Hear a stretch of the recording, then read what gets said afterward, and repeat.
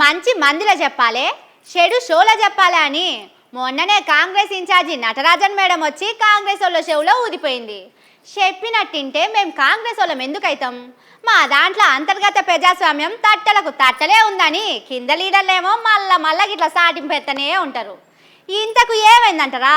ఊకే కూసున్నదట, 7 కూళ్ళు అడిగిందట. వెనకడికోగా ఆమె అగో కారు పార్టీల నుంచి కాంగ్రెస్ లకు జంపైన నిరోధక వర్గాల లీడర్ల కథ గట్లనే ఉన్నదంటుర్రు.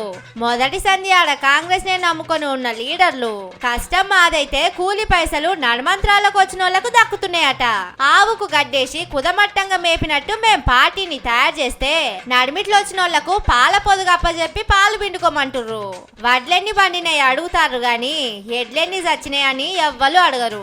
ఆ ఎడ్ల లెక్క గొడ్డు కష్టం చేసింది మేము. అసొంటిది మాకే పార్టీలో ఇల్వలేదు.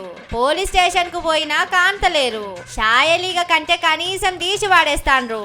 ఇదేనా పార్టీ కోసం కష్టపడ్డోళ్లకు పార్టీ ఇచ్చే ఇల్వ అని అలంపూర్లా ఐషికి తైషి అన్నట్టే మైక్ అందుకొని కడుపు మంటన్నంత గక్కింది గద్వాల ఇన్ఛార్జి సరిత తిరుపతక్క.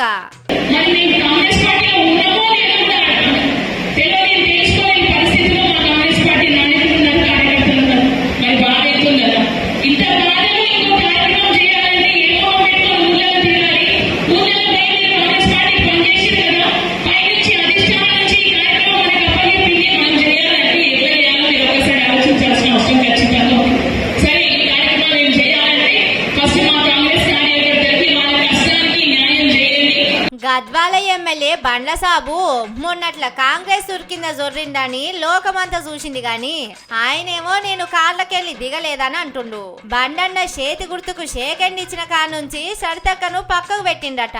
దేనికి పిలుస్తలేరట. దాంతోని అక్క మనసు కలుక్కుమన్నట్టయింది.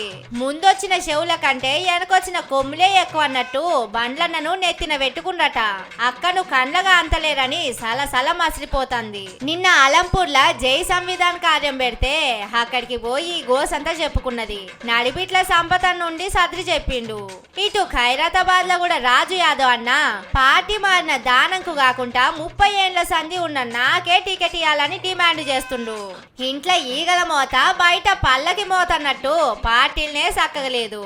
ఇక మళ్ళా అధికార పార్టీలు మందికి నీతులు చెప్తుంటారని చెవులు కొరుకుంటూ పోయిండట ఆ మీటింగ్ కు పోయినోళ్ళు.